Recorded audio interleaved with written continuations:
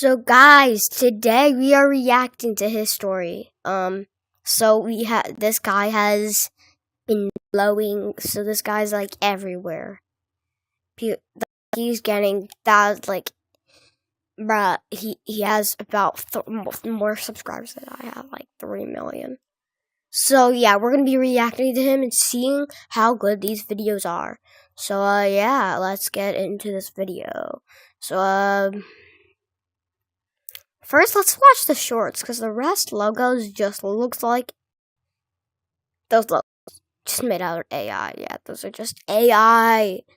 Brother, these are actually real pictures that he actually made.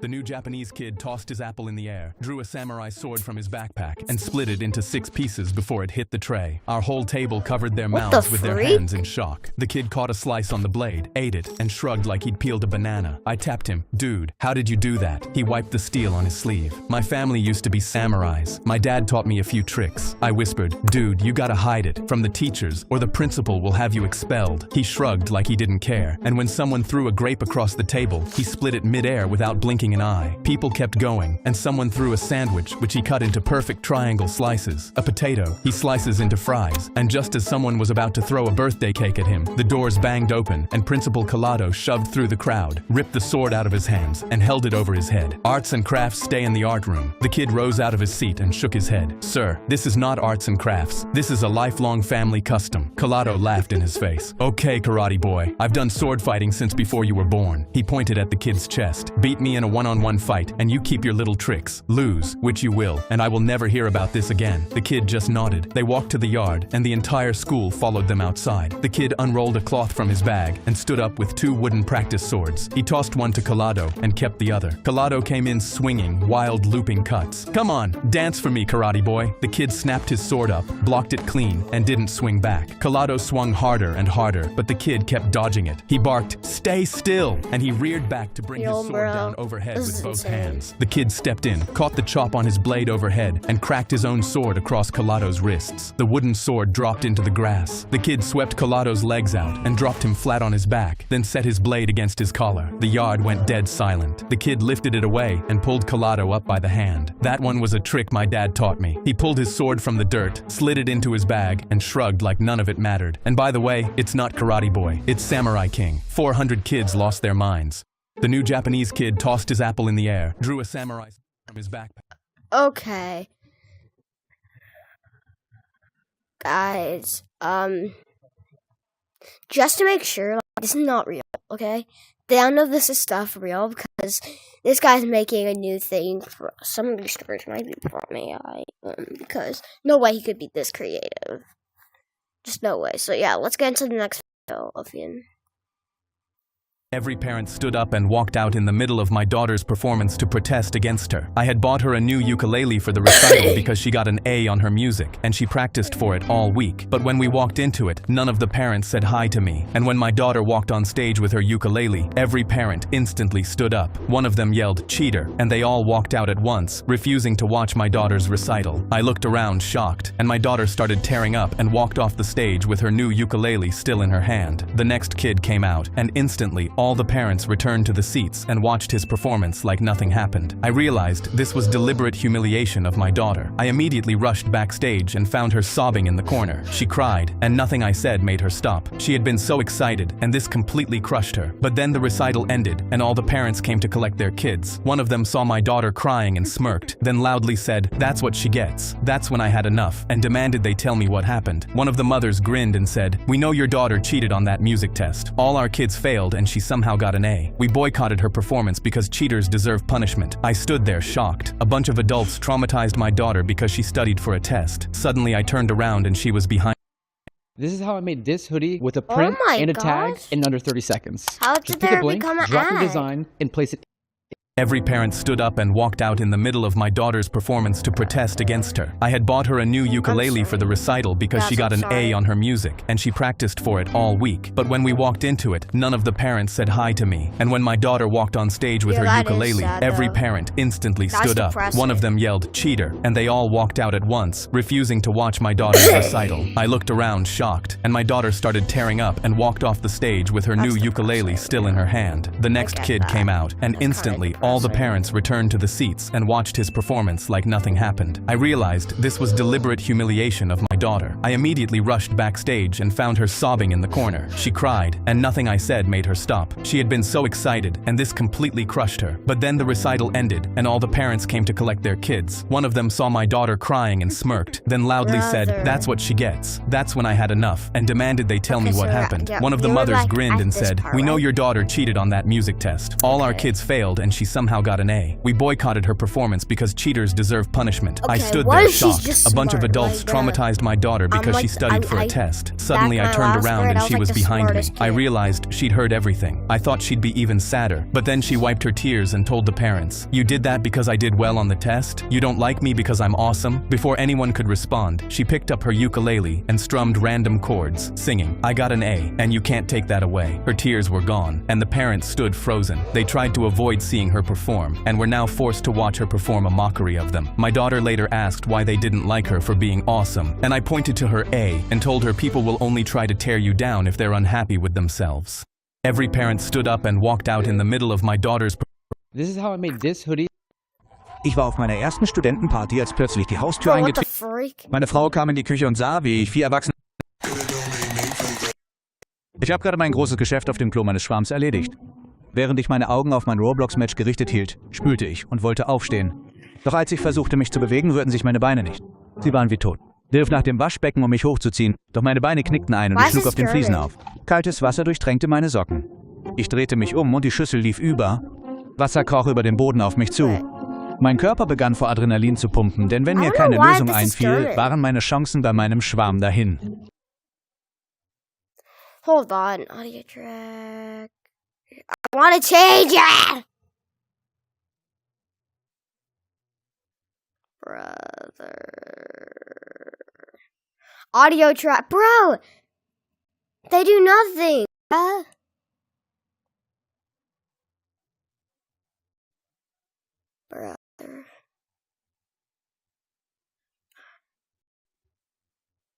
Brother. Ich lag auf dem Boden und versuchte meine Beine wie ein Fahrrad zu bewegen, um mein Blut in Wallung zu bringen, als ich ein lautes Klopfen an der Tür hörte, den Vater meines Schwarms. Alles klar da drin, mein Sohn. Ich kratzte mich am Kopf. Ja, alles gut. Brauch nur eine Minute. Ich warf Toilettenpapier ins Wasser, um es aufzusaugen, doch es wurde in meinen Händen zu Brei, also riss ich mir mein Shirt über den Kopf und schob es wie ein Wischmopp über den Boden. Die Schüssel gurgelte und rülpste braunes Wasser über alles und der Geruch war so ranzig, dass meine Augen sofort anfingen zu tränen. Dann in Ähnen. Ich vergrub meinen Kopf in meinen Händen, weil ich mir sicher war, dass ich am Arsch war. Der Griff begann sich zu drehen und der Vater meines Schwarms verkündete, dass er reinkommen würde. Ich stürzte mich... Hold on. Okay, hold on. What the heck is going on? Hier, let me go here. Ellie, weißt du, was ich gerade zu Gorilla-Tag hinzugefügt habe? Aber warum bist du nackt? Warum hast du denn geschaut? Oh. Yo, yeah, this is German. Why?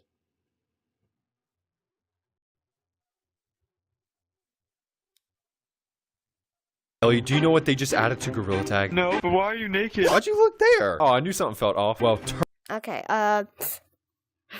sorry. His story, guys, this guy's very popular. I was frat flicking at my first frat party when suddenly the front door got... My wife walked into our kitchen and found me leading 4 grown men. Okay, I was frat flicking at my first frat party when suddenly the front door got kicked open and cops started flooding in the house. The music cut out and everyone froze. An officer looked around at the destroyed house and screamed, "This is an illegal party with serious property damage. Who is responsible for this?" I was just the new guy trying to get into the frat, so I didn't know what to do. That's when the frat leader James whispered, "Take the blame for this, and you're in the frat. Guaranteed." I shook my head no, and his face hardened. He spun around and pointed at me. "Officer, it was him. He threw this whole party." My heart dropped. The cops grabbed me with disgust and dragged me toward the door while the entire party watched. Outside, the entire frat backed up James's lie. "Yeah, it was him. He hosted this party." James pointed at me, smirking. "Officer, I tried to stop him, I swear, but he refused." I felt my face go red with anger. It was my word against the whole frat, and the cops believed every word. Before I could even speak, they slapped handcuffs on my wrists. "We're contacting your school. You'll be expelled and charged for all the damages tonight." Party's over, buddy. My stomach dropped. I was losing everything for a party I didn't even throw. Desperate, Oh, fudge. My wife walked in.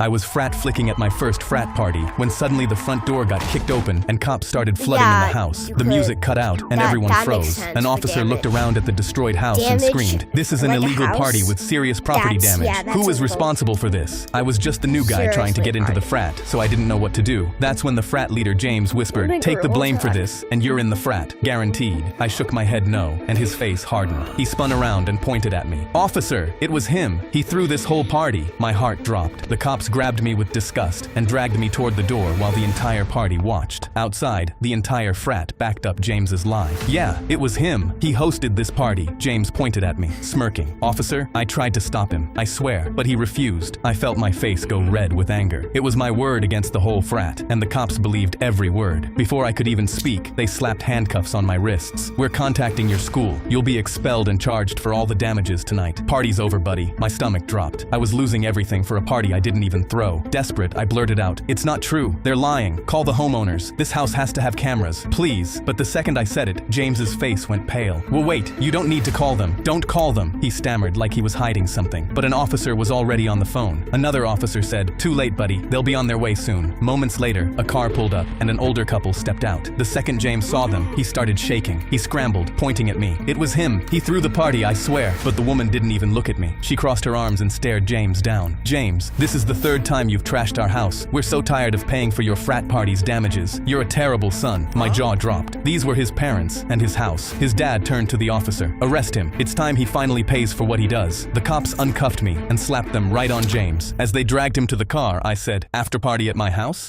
I was frat flicking at my first frat party when suddenly the front door got kicked open and cops started flooding. My wife walked into our kitchen and found me leading 4 grown men in worship around her air fryer. I'd been the family cook for 15 years. My oven was sacred, so when she brought home that 6-quart air fryer last Monday, I called it a glorified hairdryer and told her I'd never touch it. Friday night, she went to her sister's. I had frozen wings, an empty stomach, and an oven that took 35 minutes to preheat. I caved. 8 minutes later, I was holding a perfectly crispy wing like I'd just discovered fire. I ate the whole bag. Saturday, I met my drinking buddies at Murphy's and slid a container of leftover wings across the table. Greg laughed. "You dragged us out for cold wings? Those wings took 8 minutes. Mike scoffed. "In what? The microwave? Air fryer." Pete shook his head. "Bro, no. Come to my house tonight." Greg gave me a slow blink. "If you're trying to sell me something, I'm walking right back out." That night, I dimmed the kitchen lights and set the air fryer in the middle of the counter with 3 trays of raw wings beside it. The buddies walked in laughing. 8 minutes later, they weren't. Greg whispered, "Oh my God." Pete sat down on the kitchen floor. Mike pulled out his phone and started filming. That's when she came home. She stood in the doorway with her purse still on her shoulder and stared at 4 grown men hovering around her air fryer like it was holy. I held out a wing. She walked over, took it, and bit down. Her eyes closed. I nodded. "I know." Greg whispered, "Praise be." She turned to me. "I told you." I raised both hands in the air. "You told me." My wife walked into our kitchen and found me leading 4 grown men in worship around her air fryer. I'd been the family cook for 15 years. My oven was sacred, so when she brought home I just completed a number 2 on my crush's toilet, and while keeping my eyes glued to my Roblox match, I flushed and went to stand up. But as I tried to move, my legs wouldn't budge. They were dead. I grabbed the sink to haul myself up, but my legs folded and I hit the tile. Cold water soaked through my socks. I turned, and the bowl was overflowing, water creeping across the floor toward me. My body started pumping with adrenaline because if I couldn't think of a solution, then my chances with my crush would be cooked. I was on the floor, trying to move my legs like a bicycle to get the blood flowing, when I heard a loud knock on the door from my crush's dad. "You good in there, son?" I scratched my head. Yep, all good. Just need a minute." I threw toilet paper at the water to soak it up, but it turned to mush in my hands. So I ripped my shirt over my head and shoved it across the floor like a mop. The bowl gurgled and burped up brown water all over it, and the smell was so rancid that my eyes best friend. That's weird. The day before my birthday, my dad knocked on my door and asked me what I wanted as my present. I thought about how I'd been dreaming of a PS5 for years and told him a PS5. Dad narrowed his eyes and nodded slowly, then slammed my door and went back to playing with my brother. I couldn't sleep that night as I was so excited, but when I tore open my birthday present, my smile dropped. It was a soccer ball instead of a PS5. I asked Dad, "Why isn't it a PlayStation?" But he adjusted his glasses and crossed his arms. "Because I know what's better for you. A stupid stupid console isn't a good present. I looked at the soccer ball and felt like crying because soccer wasn't even my favorite sport. I walked back to my room, and that's when my brother came in. He stared at my PS5 poster and my list of games I'd already planned to buy, then sat next to me. That's not fair what he did. I didn't respond, but then he said, "Let me handle it, little brother. I got you." He walked away, and I had no idea what he meant. Months passed, and I still didn't have a PS5, and Dad kept asking why I wasn't playing with my soccer ball. But then Christmas came. I unwrapped my present expecting nothing, and was still disappointed when I saw the soccer cleats. Dad grinned. "Now you have no excuse not to play with that soccer ball." I was crushed and started to leave, but then my brother tapped my shoulder and grinned like he had a plan. He tore open his present while Dad filmed, and my jaw nearly hit the floor. A PS5 stared him in the face. His eyes glowed, and he turned to Dad. "This is exactly what I asked for." Dad wiped a tear and replied, "Anything for my boy." He stopped recording, and I felt my chest aching because how could they do this to me? "But why didn't you get me one?" I asked, almost crying. Dad stared right at me. "You don't need one." I was about to crash out, but then my brother reached out and handed me the PS5. My eyes widened, and Dad immediately shot up. "What are you doing, son? That present is yours." He tried to grab the PS5 from me, but my brother slapped his hand away. "No, it's his. He asked for it, and you got him something he doesn't even like. Then I asked and you got it immediately. I'm sick of being your favorite child." He didn't even wait for a response and turned to me. "Now let's go set it up." He held up a game from my list he'd seen months ago. We walked to my room, my hands shaking on the PS5 box. The day before my birthday, my dad knocked on my door and asked me what I wanted as my present. I thought about how I'd been. My best friend walked into class painted in green from head to toe, wearing purple shorts, flexing both arms at the ceiling. I was the first to laugh, and he turned and slammed both fists down on the desk. "Hulk doesn't want to be laughed at. Hulk is angry." The whole class flinched, and I just rolled my eyes because I thought it was some weird prank. But when he came in the next morning, he punched the doorframe and screamed, "Hulk has arrived." The entire class started whispering, until he sat down and flung a chair at the wall. I grabbed his shoulders. "Todd, what the hell are you doing? You look insane." He shook me off. "Todd gets picked on. Todd gets shoved into lockers. Hulk doesn't. It's better this way. You'll see." And at lunchtime in the cafeteria, I started to see what he was talking about, because the kid who shoved him every day knocked his tray onto the floor. But this time, Todd spun around and was ready to fight back. He roared into his face and drove his fist through the plastic tray on the table. "Hulk dares you to hurt him again. Do it!" The bully completely froze, and it was the first time I'd ever seen someone be intimidated by Todd. The next day, I found him alone at the lockers, still green, still in purple. "Todd, it's me. You can stop now." He turned his head toward me, and there was nothing behind his eyes. "Todd is not here. Hulk is here to stay." Down the hall, a crowd swarmed him, pointing and laughing, but he was too numb to care anymore. My heart broke because I was the first to laugh at Todd, and now I was the only one who couldn't. My best friend walked into class painted in green from head to toe, wearing purple shorts. I was 3 weeks into my sentence at a Mexican prison when the biggest guy walked up to me with his fists clenched. He pressed a wrapped knife into my chest and said, "I'm Diego, and you'll be hiding this under your bed for tonight's shakedown." I told him no, but he stepped so close I noticed the cartel ink around his neck. "Hide it, or I'm using it on you." I took the wrapped knife with shaking hands and walked back to my bunk, having no idea what to do. But then I saw Diego whispering to one of the guards and realized he had serious influence here. That night, the same guard walked in and immediately reached under my mattress. He pulled the knife out and instantly slammed me into the brick wall so hard I felt my tooth crack. "What's this American?" He held my arms behind my back. I didn't want to snitch, but I owed Diego nothing. So I replied, "Diego made me hide it. He said he'd kill me if I didn't." But the guard clicked handcuffs on me. "I have no idea who that is. Just wait till morning. We'll sort this out." He threw me to the ground, and I spent the rest of the night locked in handcuffs. In the morning, the same guard opened my cell. "Come with me, American." He dragged me to the yard where Diego was already kneeling. He forced me down beside him and said, "There's only one way to settle this." He swung a leather strap hard at my back, and it tore through my shirt. He swung 10 times until my back was raw and red. It hurt to move. Then he got to Diego and gently slapped him 3 times. I was in disbelief, and Diego quickly rose to his feet. "We're fighting to the death," he announced to the crowd that was forming around us. I got up,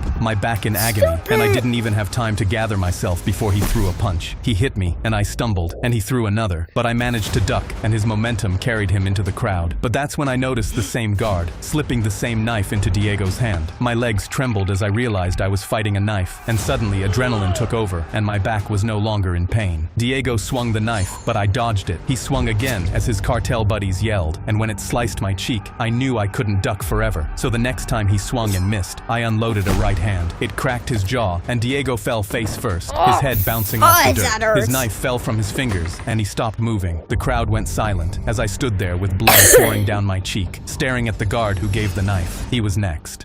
I was 3 weeks into my sentence at a Mexican prison when I held out my arm to shake my girlfriend's mom's hand for the first time, and she looked my tattoos up and down and he's gasped. not black. "You look like criminal, like the scary men in our neighborhood." My girlfriend Ike frowned. "Ma, stop. He's an ex-MMA fighter." I politely nodded because I was determined to make a good impression no matter what. Her dad finished locking up the front door with a deadbolt and then stepped in front of me like I was a wild animal. He pointed a finger at my girlfriend. "Me like last boy better." Ike crossed her arms in frustration. I handed my son a ball of garbage on his 9th birthday. I couldn't afford a football, but I spent all night making this for you. He started dribbling it around our poor African village. "I love it, Baba. One day I'll be a famous footballer in the World Cup, and I'm going to be so rich I'll buy you whatever you want." I didn't know what to say because I didn't think that could ever come true. But a week later, a volunteer from a charity truck dropped off food and clothes, and he stopped to watch my son juggle that garbage ball 50 times without a drop. "Where did he learn that?" he asked. I told him he taught himself, and he laughed and yelled, "If he keeps that up, I'll see him at the World Cup." My boy's whole face lit up with a smile. "It's meant to be, Baba. I'm meant to be a football star." The volunteer climbed into the supply truck and came back out with real football shoes and a real football. For the next 2 years, he'd kick the football while every kid in the neighborhood watched and cheered. But everything changed when a football academy was running trials in the city. I sold our goat for 2 bus tickets there. My son lined up beside boys in clean kits, the garbage ball still in his bag, and I was sure they'd send him home. But they kept him, and for 5 years, all I heard from him were postcards. Until one night, my phone lit up in the dark, and he could barely speak. "Baba, I made the national team, and we're going to the World Cup." And 3 weeks later, I sat in a stadium of 80,000 strangers, with the cracked badge of our village on my chest. The teams walked out under the lights, and I found my son in the line, the flag on his chest. Before the whistle, he jogged to the sideline and pulled a ball of garbage out of his kit bag. He dropped it onto his foot and juggled it, once, twice, in front of the whole world. The boy who promised to buy me whatever I wanted pressed that ball of garbage to his chest, pointed it up at me,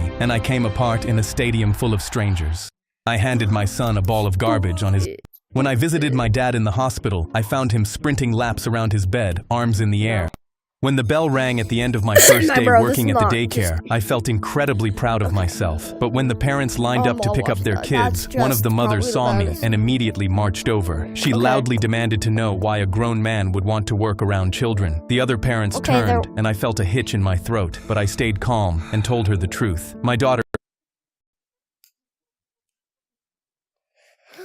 Okay, so someone wasn't like that, In the middle of a training session, I saw a man's eye peeking out from inside the landing mat, watching the underage girls. Now I was coaching the freshman high jump team, and I knew if I exposed him right now, I'd forever scare them away from coming back. So instead, I decided to make him pay. I started sprinting and jumped over the bar, hitting the mat as hard as possible. The man groaned in pain, and I saw the zip on the mat moving. He was trying to get out. I told the girls to line up, and right as the gap in the mat was getting bigger, one of them jumped and crashed onto him. Again, he violently groaned and coughed. The girl looked down with a worried face. "Ugh, what was that?" I panicked because I knew I couldn't tell her, so I quickly grunted, saying it was just my stomach problems. I had every girl do the drill 5 times each, crash landing on him again and again. I stayed by the mat for every jump, and every time I saw him try to open it, I zipped it closed. He stopped grunting after 20 or so hits, and after training was done, I carried the mat out to the dumpster and called police. In the middle of a training session, I saw a man's eye peeking out from inside the landing mat, watching the underage girls. Now I was coaching the freshman high jump team, and I grabbed the last bag of BBQ chips off the shelf, but 2 kids snatched it from my hands and held it high over their heads. I was 4'2" and officially a midget, so when I jumped for it, I barely reached their shoulders. They pulled out their phones. "Go on, little man, jump," and hysterically laughed. My face burned with shame, you can touch that. You can jumping touch that. because You're these acting chips like a were little discontinued. boy. I had driven to 13 stores for this last bag, and nothing was stopping me that's from probably getting them. one of They his waved it over my dads. head for the 10th time, but then a hand came from the sky. A 7-foot man was holding the chips up over punks' heads, his phone out. "Go on, jump for it." They jumped but couldn't even reach his chest, and stormed off embarrassed. I smiled up at him, but he was already looking at the label. Barbecue, my favorite. He opened the bag right there, and literally stepped over me to keep walking. I grabbed the last bag of BBQ chips off. I held out my arm to shake my I was 400 pounds and waiting for my son to come out of school when his classmate laughed. Dude, is that your dad? He's literally built like a fridge. Another friend tripped him up and laughed when he fell. Maybe if your dad wasn't so fat, he could actually help you up without using his walking cane. I looked at my 400-pound self in the mirror and realized something needed to change. That evening, I tried going on my first walk in years, but I only made it to the end of the street before I had to take a break and sit down on the curb, sweat soaked through my shirt, while kids. I held out my arm. I opened the front door for the 4th time that hour, hoping to see Rosalie pedaling up on the yellow bike she'd saved all summer to buy, ringing the bell twice like she always did, so I'd know she was home, but she still wasn't there. Rosalie? Nothing. I grabbed my keys and drove down every street in the neighborhood with my window down, but I couldn't find her. Once it got dark, I called the police, and they searched for 3 weeks, but found nothing. They knocked on every door on the street, even old Mr. Avery next door, who shook his head and said he'd keep an eye out. They closed the case, but I told myself every single day I was 400. Oh my gosh, I don't. Brennan slammed his Beyblade down onto the girl with Down syndrome's tray and shredded her sandwich into pieces. She sat there stunned, tears welling up in her eyes. I turned to him furious. You think it's okay to do that to her? Brennan smirked. Yeah, she's a window licker. He turned and walked off without looking back. Something inside me snapped. I stood up on the bench, pointed across the cafeteria, and screamed, I challenge you to a Beyblade duel. The whole cafeteria gasped and turned to look. Brennan stopped mid-step. He slowly turned around with this evil grin spreading across his face. You're on. Me and my boys versus you. Loser licks the bird poop off the table by the playground. By the time we got to the picnic table, the entire playground had circled around it 3 kids deep. Cohen pulled out a Beyblade with flames on it. Tate had a dragon. Brennan was twirling a black one with red spikes between his fingers. I unzipped my backpack and pulled out the one my older brother gave me for my birthday. Solid metal, no paint, no stickers. He told me, this is Ragnarok. Don't use it unless you really need to. Brennan took one look and cackled. What is that? A paperweight? We loaded our launchers and Brennan counted us down. 3, 2, 1. Beyblade let it rip. 4 Beyblades hit the dirt and sparks shot up wherever Ragnarok made contact. Crack. Ragnarok drilled into Cohen's and it shattered into 4 pieces. Cohen dropped to his knees sobbing. It was my birthday present. Ragnarok ricocheted off the wreckage and slammed into Tate's dragon. The whole thing launched out of the ring straight at Tate's face and knocked 3 of his teeth clean out. He touched the gap, saw blood, and ran off crying. Brennan was the only one left. His Beyblade was wobbling backwards trying to escape. He dropped to his knees and shoved his bare hand into the ring to block Ragnarok. Too late. Ragnarok smashed through into his Beyblade and it exploded, a shard of plastic slicing his palm open. He yanked his hand back, screaming. The top half of his Beyblade flew up and landed dead center in the bird poop on the picnic table. Ragnarok kept spinning alone in the middle of the ring. The whole playground exploded. Marley! Marley! Marley! Brennan stumbled toward Marley, clutching his hand. Cohen shuffling behind him, still sobbing. He stopped in front of her and stared at the ground. I'm sorry. Marley's face slowly broke into the biggest smile I'd ever seen. She raised her middle finger. I forgive you too. Then she pointed at the picnic table. Loser licks the table. Both of them dropped to their knees and licked while the entire playground watched. Guys, don't clip Brennan that. slammed his Beyblade down onto the girl. I got a notification on my phone. Emergency weather alert. Category 4 hurricane warning. Evacuate immediately. I ran to the car to evacuate with my family, but there was no... Brennan slammed his Beyblade down onto the girl.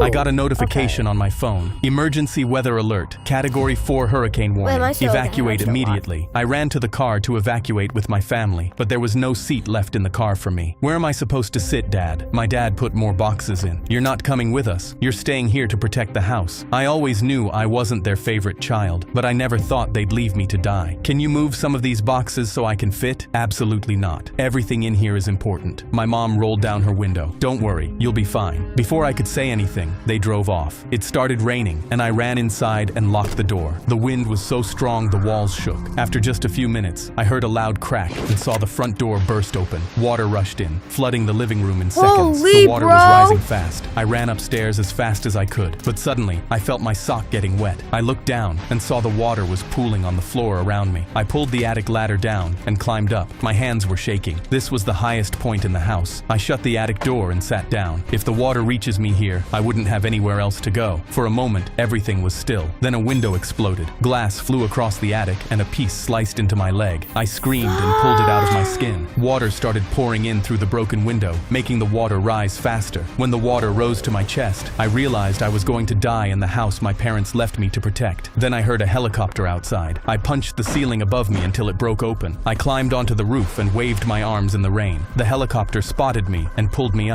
A man looked at me confused. Are you alone? Where's your family? They left me in the house. They left you alone in a Category 4 hurricane? I could tell by his face he knew this wasn't an accident. Don't worry, kid. We'll help you. I was alive, but my parents didn't know that yet. A few days later, my family arrived at the house. Undercover police cars were outside the house waiting for them. My mom stepped out and saw me standing with them. You're still alive? The officer stepped out of the car and arrested them for attempted murder. I looked at them. Don't worry, guys. You'll be fine. I got a notification on my phone. Emergency weather alert.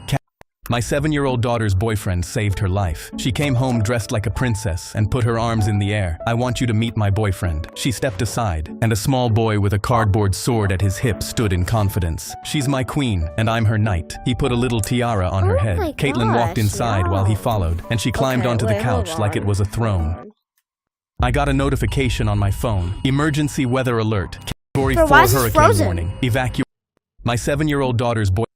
I got a notification on my phone. What? Emergency weather alert. Category 4 hurricane warning. Freak? Okay.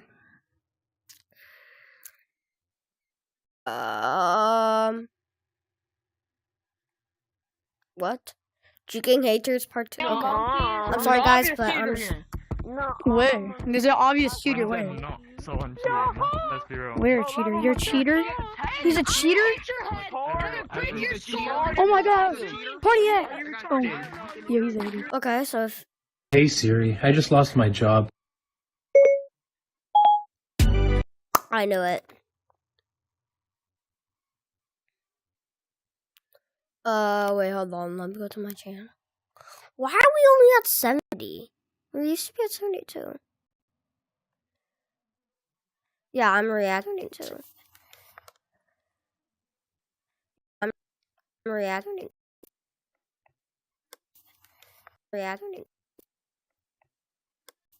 Well, guys, none of you guys have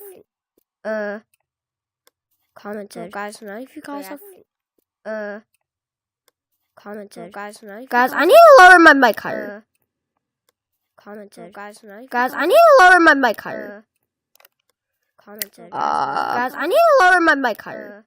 Okay. Commented. Guys, I need to lower my mic higher. Okay. Guys, I need to lower my mic higher. Okay.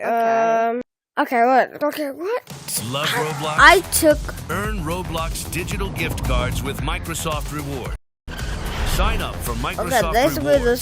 Earn points for your everyday activities when you search on Bing.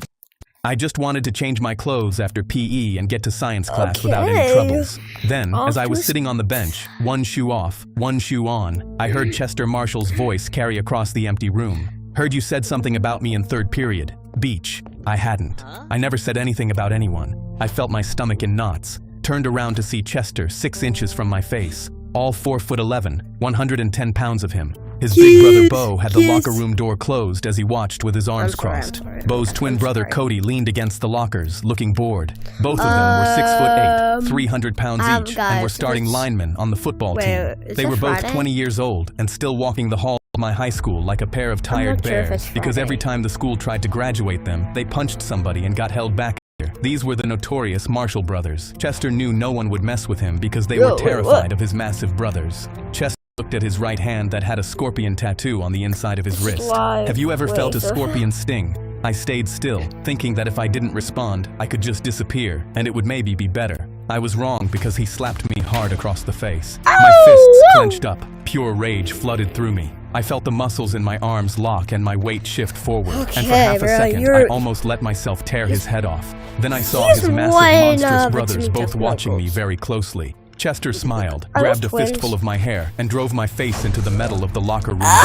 The sound of my nose breaking was like someone snapping a pencil under a towel. Blood ran straight down my chin and started dripping onto the tiles. His knee came up into my stomach, folding me over. He whacked me across the back of my head with 2 more punches, sending me down to the ground. Then he started kicking, 3, 4, 5 times in the ribs, his sneakers pounding into me.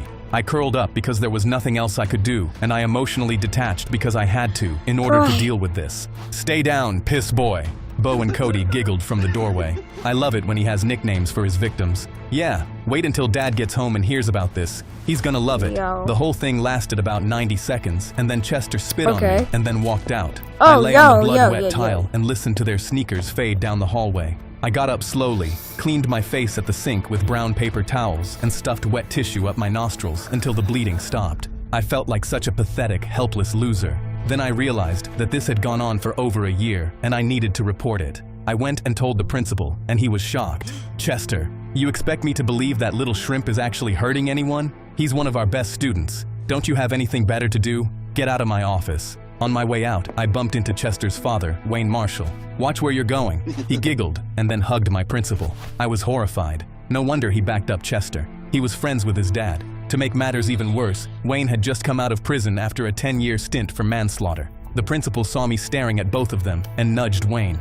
"This dumb kid actually just told me that Chester is picking on him." They both busted up laughing so hard that even the secretary joined in. I felt so small. Then Wayne called out, "Yeah, all 4 feet, nothing of him." They cracked up even harder as the principal blurted out, "Stop, stop, you're gonna make me piss myself." The entire office erupted in laughter. I shook my head and left feeling hopeless. I felt invisible, like I didn't matter or exist to anyone. I had no one else to turn to, so I went home that night, sat across the kitchen table from my dad, who was an ex-Marine, and I told him everything. He didn't say anything for a full minute, then looked at me with a cold, hard glare that I had never seen before. He stood up and grabbed his keys off the counter. "Get in the truck." We drove for 30 miles in silence. Then he glanced over at me. "This is on me. I thought I had trained you better to defend yourself. I'm really sorry, son. I think it's because after your mother died, I didn't want to be too hard on you, but that's gonna change now." That made me really sad because I knew he had always tried to do his best. I didn't ask where we were going, and he didn't tell me. We finally pulled into a strip mall parking lot. The sign over one of the doors read, "Combat Sports." Through the front window, I could see a boxing ring, a row of heavy bags, and a man inside taping another fighter's hands. I felt really insecure and scared. "I'm too busy to train you in the way you should be trained, so I'm handing you off to a fellow Marine." Dad walked me through the door, and the man came over. He was maybe 5'10", lean, with cauliflower ears, and the kind of nose that's been broken so many times, it was barely there. "It's great to see you, Rico." They shared a hug. "So, this is your boy, huh?" "Yeah, he needs to learn how to handle himself. The real shit. Don't go easy on him." Rico looked me up and down. He pressed on my shoulders, This is supposed to felt be. my This hands, channel's supposed and to be noticed the family way I was friendly, bro. standing. My Rico channel's didn't supposed to believe be in family conditioning you friendly, slowly. please. He believed in Please, I don't throwing want you any into the curse deep words. end and seeing if you remembered how to swim. The first day he made me jump rope for 20 straight minutes. I couldn't do it, and he didn't care. He stood there with a stopwatch, and every time I tripped, "Start over." By the end of the 20 minutes, I was on the ground throwing up into a bucket while he made notes on a clipboard. I looked at myself in the mirror that night and saw Chester's ugly face taunting me. "You ain't nothing but a weak-ass little piss boy." I felt terrified that I wouldn't be able to do this. The second day, he put me in front of a heavy bag and showed this me how guy to throw a jab. curses Just a jab. a lot, like for an it's hour. been 7 Left seconds arm out, since the retract. last Left one. arm out, retract, until my shoulder was cooked. Every And then they're jab I gonna be threw, like- I saw Chester's face laughing at me on the heavy bag. "You missed, piss boy." I punched the bag harder and harder, using his words as continuous motivation. The third day, he put Just gloves on like me it, and we though. sparred. Or at least, that's what he called it. I called it being hit in the face and the liver for 10 minutes by a 40-year-old former pro who was holding back just enough not to kill me. By the end of the round, I was crying. He pulled the gloves off my hands. "Save your tears for someone who cares. See you tomorrow." I went back the next day, and the next. I'd still get emotional after getting hit. Rico pulled me aside. "It's not just about the physical. You're gonna get tested mentally, and that'll be the hardest test you ever face." I understood and started to harden on the inside. I trained 6 days a week for months and months. Then one Tuesday, I looked at myself in the mirror, and my shoulders weren't the same School's shoulders I ended. had in January. So, My yeah. jaw was set differently. There's a vein running down my forearm that wasn't there before, and my abs are starting to show. I went to school and saw Chester walking with his big brothers down the hallway and thought to myself, "Just wait until the last day of school, you piece of crap. There's a tornado coming." As I kept sparring, I started to find the rhythm and find the openings. I knocked a semi-pro onto his back with a left hook he never saw coming. He got up laughing, slapped me on the shoulder, and told Rico, "He's getting good." Rico nodded. Through all of it, I said nothing at school. I let Chester keep taking my lunch money. He took it on a Tuesday, and I handed it over without a word, my eyes staring down at the floor, the way I had been doing it ever since sophomore year. He shoved me into a locker on the way out of English class, and I bounced off it and kept walking like I always had. He poured Coke down my back in the cafeteria one day, and I sat there and let it run down into the waistband of my jeans. I didn't move, and I didn't speak. I wanted him to think that nothing had changed. I wanted him relaxed. I wanted him sloppy. I was stoic and quietly cold, and had nothing but revenge on my calendar. June 14th, the last day of school.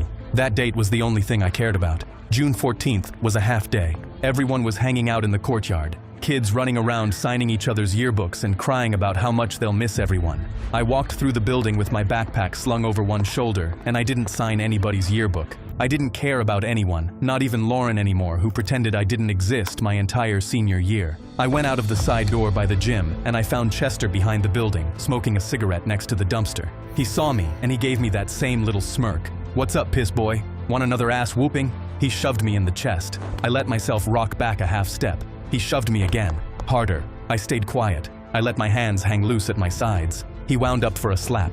I smiled, feeling excitement I never knew I could feel. "Hey Chester, have you ever felt a scorpion sting?" He stared at me, confused. 14 months of pure, murderous rage formed within my gut as my left jab sprung out. 7 months of left arm out, retract, left arm out, retract. It caught him flat on the nose, and I heard the cartilage snap.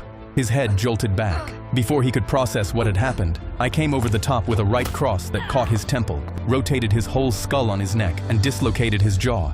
He started to fall. He didn't get to finish falling because another left hook slammed into his ribs on the way down, cracked 3 of them, and folded him sideways. As his head dropped to about waist level, a knee came up and caught him under the chin. He hit the concrete with a loud thud. I have never felt such deep satisfaction. I stood over him, breathing slow and even, the way Rico had taught me to breathe in the ring, in through the nose, out through the mouth. Then I heard a loud guttural yell. "What the hell?" I turned around and saw Bud Cody charging toward me with rage in their eyes and clenched fists. I felt the fear grip my throat, but I put my fists up and braced myself. They rushed towards me, and right before they reached me, they stopped. They both wanted to hit me, but hesitated. They froze. Both of them were deeply conflicted with what to do. "Hit me like that." He held. What the? Need to run Windows on your Mac? Parallels Desktop makes it simple to integrate Windows apps into your Mac. He held his arms out. "Come on, tough guy. Hit me like that." Cody pulled up next to him. "Yeah, hit one of us. Do it. I dare ya." I was terrified for a few seconds. Then I understood perfectly. "You dickheads can't take a swing at me, can you? You'll both be expelled, probably end up in jail." By the look in their eyes, I could tell I was right. I smiled. "You need me to swing first, then you can swing and call it self-defense." I grinned, flipped them off, stepped over an unconscious Chester, and walked away. I never set foot in that high school again. I heard later that Chester was rushed to the hospital. My dad was waiting on the porch when I got home. I sat down next to him on the steps, and I told him what I'd done. He nodded once. Good. I was happy as hell that night. I woke up thinking that I finally had a whole new life with nothing but happiness and joy to look forward to. Then I got a call from my cousin Sarah that works as a nurse at the local hospital. "Hey, are you the one that beat up some kid named Chester?" "Yeah. How did you know?" "His father, Wayne, is here, along with his 2 big brothers. He has a broken jaw, a broken nose, 3 broken ribs, and a severe concussion. He's gonna need to be fed through a straw." "Good. Well, I'm calling because when his dad saw him, he swore vengeance. I mean real murderous vengeance. And he knows it was you." I hung up, terrified. Wayne was a vicious ex-criminal who spent his whole life in and out of prison. I immediately told my dad about Wayne, and he knew exactly who he was, and tensed up. Shit. I got even more nervous when I saw my dad turned cold. A day later, a black pickup truck drove by with tinted windows. Then an hour later, the same black pickup drove by, but this time, there was a red pickup truck right behind it. Both trucks slowed down at our mailbox, then peeled out and sped off.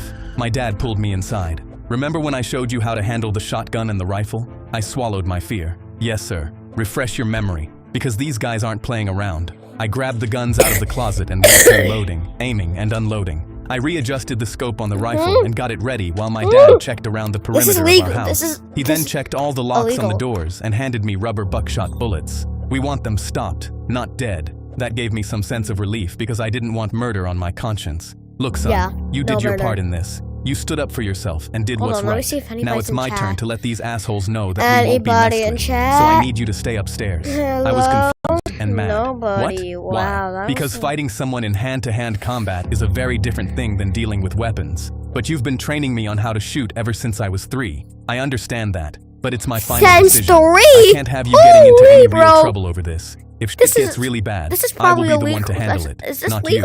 Remember, real strength is restraint. Hurting people is easy. Knowing when not to is hard." I knew I couldn't argue with him when he gave me that look. Turn out every light in the house. If they come in here, we'll still know where everything is and have the advantage. I went upstairs, turned out all my lights, cracked open my window just a bit so I could hear someone coming, and I waited. I only had my cell phone that was casting any light if I needed it. The next several minutes were completely silent except for the eerie hum of our refrigerator. I could hear and feel my heart pounding in my chest.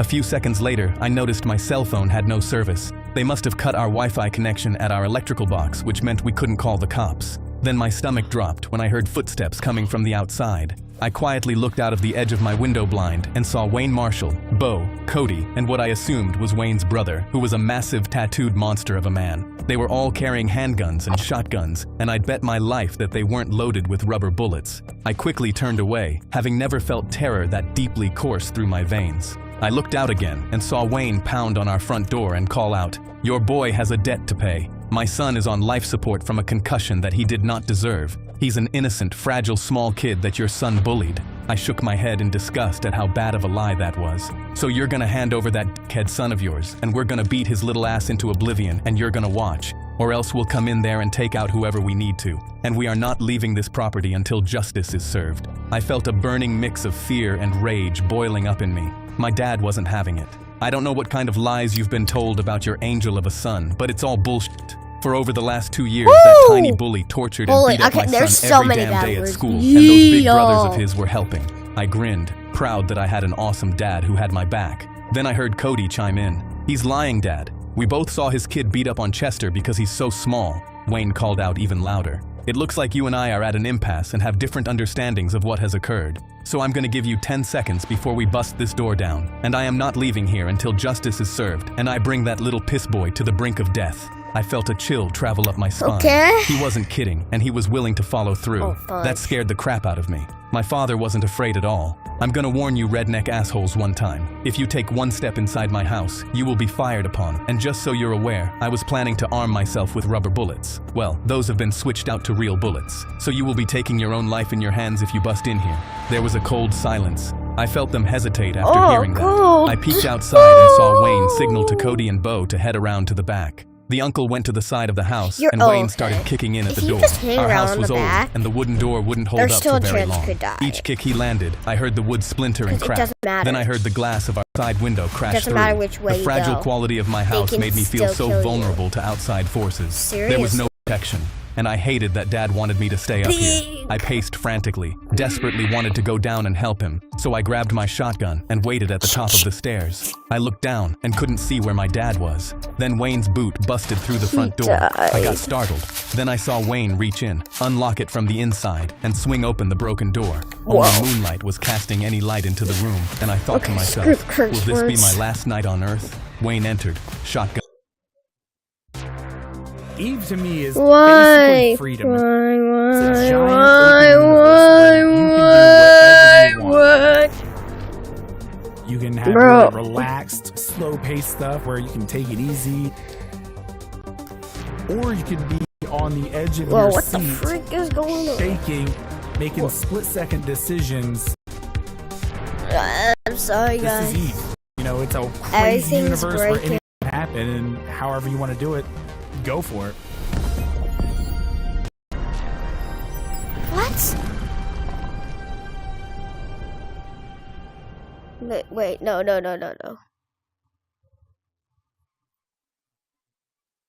Hold on, guys. Sorry, guys. Hold on.